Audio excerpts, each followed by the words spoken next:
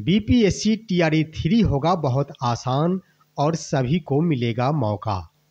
नमस्कार, आदाब और दिल से प्रणाम आप तमाम शिक्षक अभ्यर्थियों के साथ साथ तमाम प्यारे प्यारे साथियों को। मैं हूं एसके चौधरी और हाजिर हूं बीपीएससी टीआरई 3 होगा बहुत आसान, और वो हम उन तमाम बिंदुओं को बताएंगे एक विश्लेषण के आधार पर। साथियों, इससे पहले कि मैं इसका विश्लेषण आपके समक्ष प्रस्तुत करूं, जिन्होंने अभी तक हमारे इस चैनल को सब्सक्राइब नहीं किए हैं उनसे आग्रह होगा कि हमारे इस चैनल सुसत्य वचन को सब्सक्राइब कर लेंगे। साथियों, बीपीएससी टीआरई 3 तमाम अभ्यर्थियों के लिए अवसर प्रदान करेगा, और ख़ास तौर पर उन अभ्यर्थियों के लिए जो इसकी तैयारी में जुटे हैं, और उसके अलावा जिन अभ्यर्थियों को टीआरई 1 तथा 2 के अंतर्गत निराशा हाथ लगी है, चाहे वो किसी भी रूप में हो, उनके भाग्य खिलेंगे, उन्हें अवसर प्राप्त होगा। इसका मौका के रूप में हम बता दें कि सबसे पहले टीआरई 3 के अंतर्गत डीएलएड के तमाम अभ्यर्थियों को सुनहरा अवसर मिलेगा। वो कैसे साथियों की आप जान चले हैं कि टीआरई 1 के अंतर्गत लगभग 25,000 सीटें थी जो कि खाली रह गए हैं। वो नियोजित शिक्षक के और उसके अलावे अयोग्य अभ्यर्थी, फर्जी अभ्यर्थी, सीटेट अनुत्तीर्ण अभ्यर्थी, प्रशिक्षण अनुत्तीर्ण अभ्यर्थी, इन तमाम अभ्यर्थियों के आधार पर सीटें खाली रही है। तो लगभग 25,000 सीटें टीआरई 1 के अंतर्गत 1 to 5 के खाली है। टीआरई 2 के अंतर्गत भी दोस्तों इसमें तो 1 to 5 के बहुत कम सीटें थी, परंतु 6 to 8 के बहुत ज़्यादा सीटें थी। इसके भी सीट खाली होंगे क्योंकि ढेर सारे अभ्यर्थी, ढेर सारे नियोजित शिक्षक थे जो अपनी पदों से ऊंचे पदों पर चले गए हैं, और इस तरह से वो भी सीटें खाली रह गई है। वो बहुत सारे सीटें हैं साथियों, अभी तक सरकार के द्वारा घोषणा नहीं की गई है, परंतु जहां तक हमारा आंकड़ा है कि दोनों को अगर जोड़ लिया जाए, टीआरई 1 और टीआरई 2 को, तो कुल मिलाकर 40,000 सीटें आ जाएंगी सिर्फ और सिर्फ डीएलएड अभ्यर्थियों के लिए। वो होगा 1 to 5 और 6 to 8 के लिए, और अन्य नई रिक्तियां भी आएंगी। तो कुल मिलाकर जोड़ दिया जाए तो कम से कम 50,000 सीटें आएंगी जो कि डीएलएड अभ्यर्थियों के लिए होंगे। उसमें ज़्यादा होंगे 1 to 5 के लिए और कम होंगे 6 to 8 के लिए, और 50,000 के बाद जो सीटें आएंगी वो होंगे सेकेंडरी और सीनियर सेकेंडरी, मुख्य रूप से बीएड अभ्यर्थियों के लिए। तो उनके लिए अवसर होगा। इसके बाद टीआरई 3 के अंतर्गत दोस्तों एनआईओएस के तमाम अभ्यर्थियों को मौका मिलने की प्रबल संभावना है, क्योंकि एनआईओएस का मामला केंद्र सरकार के हाथों में चली गई है। अब निर्णय केंद्र सरकार को लेना है, और सिर्फ व सिर्फ एक कार्य, इसे गजट में शामिल करना है। हमारे ढेर सारे साथी हैं जो इसे गजट में शामिल कराने हेतु प्रयासरत हैं और अपनी भूमिका निभा रहे हैं। हमें उनका भी समर्थन है और उन्हें भी सहयोग करनी चाहिए। और दूसरी तरफ साथियों कि सरकार इस पर गंभीर है, क्योंकि ये पूरे देश का मामला है, और देश के तमाम अभ्यर्थियों को केंद्र सरकार निराश नहीं करेंगी। इसके ऊपर जरूर फैसला और निर्णय लेंगी, और बहुत जल्द लेंगी। वो इस आधार पर हम कह सकते हैं साथियों कि आप जान लें कि छठे चरण के अंतर्गत और टीआरई 1 के अंतर्गत ढेर सारे एनआईओएस के अभ्यर्थी शिक्षक बन चले हैं और पढ़ा रहे हैं। तो इसे हम अगर ग्रामीण भाषा, ग्रामीण शब्दों में समझे तो अच्छा होगा कि क्या वो अभ्यर्थी, एनआईओएस अभ्यर्थी जो छठे चरण और टीआरई 1 के अंतर्गत टीचर बन के अभ्यर्थी छात्रों को पढ़ा रहे हैं शिक्षक बनकर, क्या उनके द्वारा पढ़ाया गया छात्र महाविद्वान हो जाएगा, और अब जो बहाल होंगे शिक्षक जो एनआईओएस अभ्यर्थी है उनके द्वारा पढ़ाया गया छात्र बंदर बन जाएंगे।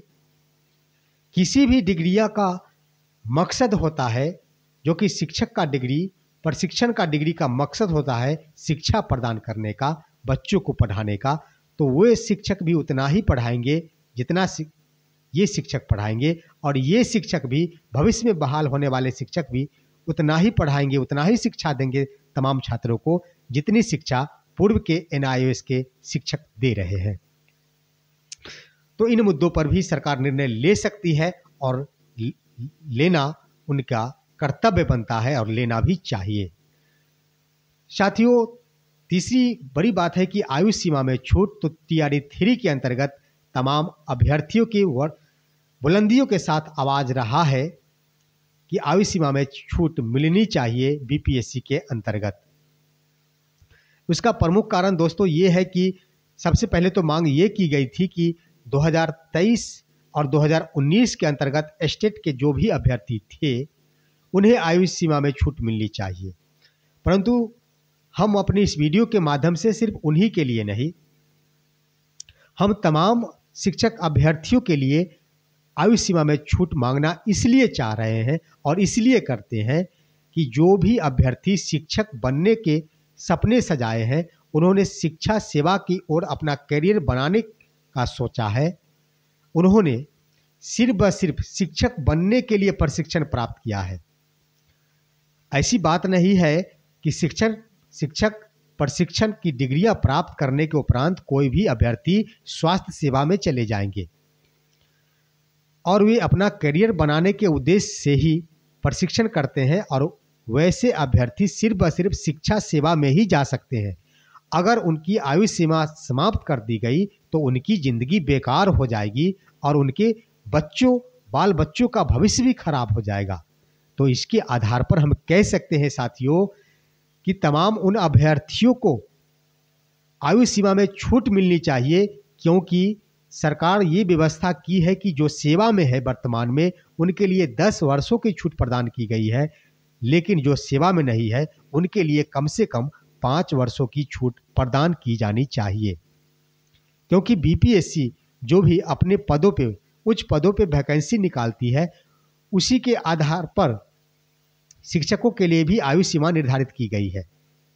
अब है कि वहां के अभ्यर्थी प्रशासनिक अधिकारी, ऊंचे पदों के अधिकारी BSSC में चले जाएंगे या फिर किसी भी विभाग में जा सकते हैं, उन्होंने कोई प्रशिक्षण प्राप्त नहीं किया है, लेकिन ये अभ्यर्थी सिर्फ व सिर्फ शिक्षक बनने की ओर, शिक्षा सेवा की ओर अपना करियर का निर्धारण किया है, तो उनको मौका मिलना चाहिए और आयु सीमा में कम से कम 5 वर्षों की छूट मिलनी चाहिए। हम अपनी इस वीडियो के माध्यम से भी मांग करते हैं सरकार से कि महोदय, 5 वर्षों की सेवा BPSC के लिए तो चाहिए ही, स्टेट के अभ्यर्थियों को भी चाहिए, क्योंकि उन्होंने भी प्रशिक्षण प्राप्त किया है।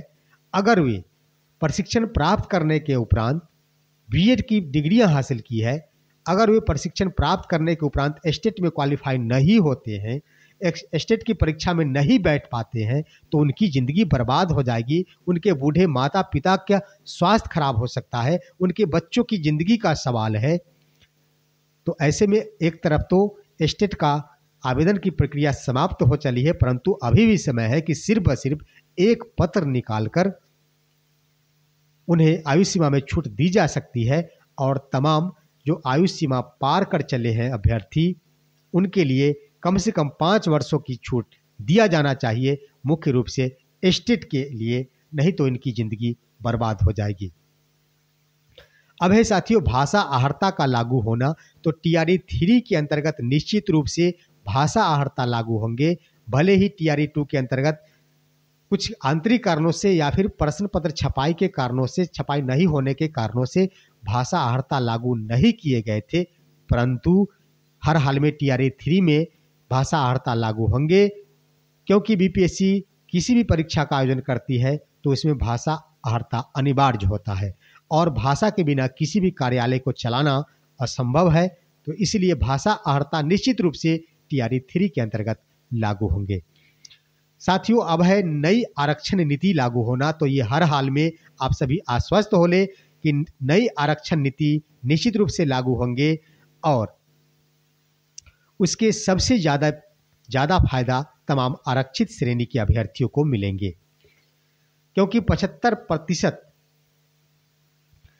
आरक्षित श्रेणी के हैं और मात्र 25% सीट UR यानी सामान्य कैटेगरी के लिए रखे गए हैं।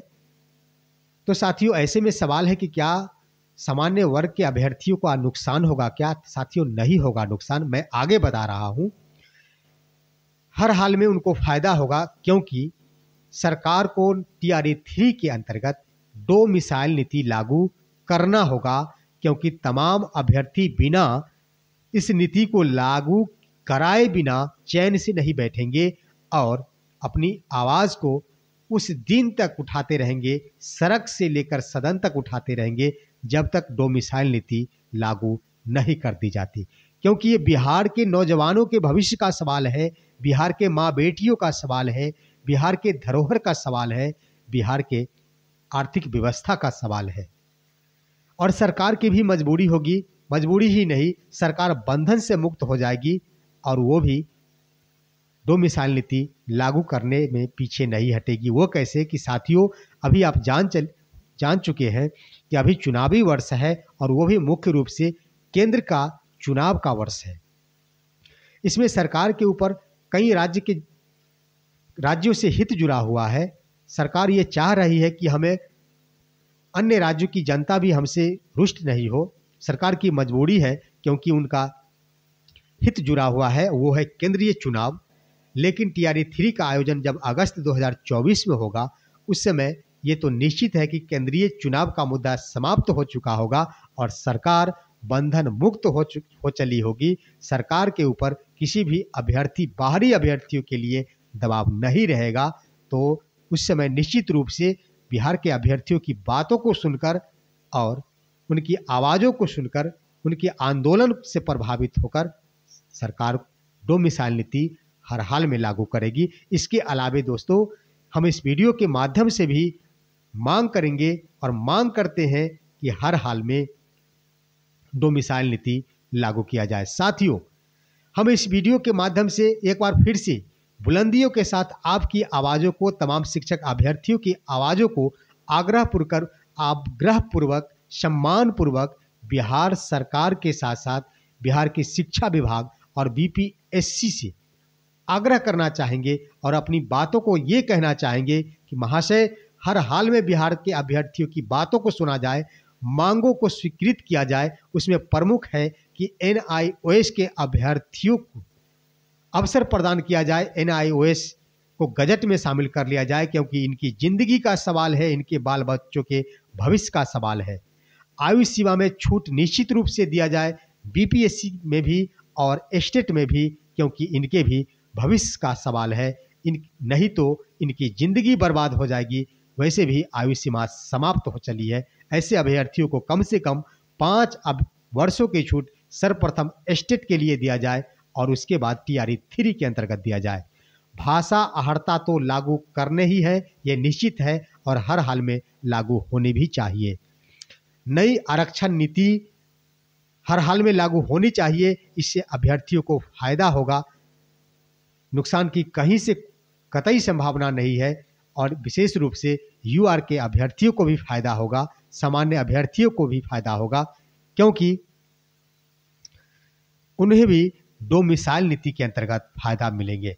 और अपने मुख्य रूप से इस वीडियो के माध्यम से हम आग्रह करेंगे बिहार सरकार से कि महाशय, बिहार के नौजवानों के भविष्य का सवाल है, बिहार के माँ बेटियों के भविष्य का सवाल है, बिहार के तमाम जनता के भविष्य का सवाल है और बिहार के रोजगार का सवाल है, बिहार के उत्थान का सवाल है। आप डोमिसाइल नीति लागू करें और बिहार के नौजवानों को रोजगार प्रदान करें, इसी में भलाई होगी। अन्यथा बिहार गर्त में चला जाएगा अगर डोमिसाइल नीति लागू नहीं की जाती। साथियों, हमारे इस वीडियो को लाइक कर अच्छे से कमेंट कर दे और इतना ज़्यादा शेयर करें, इतना ज़्यादा शेयर करें कि हमारी ये बात केंद्र सरकार के साथ साथ बिहार सरकार और उसके अलावे बीपीएससी और शिक्षा विभाग के कानों तक पहुंच जाए और तमाम अभ्यर्थियों की मांग स्वीकार हो जाए। साथियों, हम फिर मिलेंगे आपके साथ अगली वीडियो में। तब तक के लिए दिल से नमस्कार, आदाब, जय हिंद, जय भारत।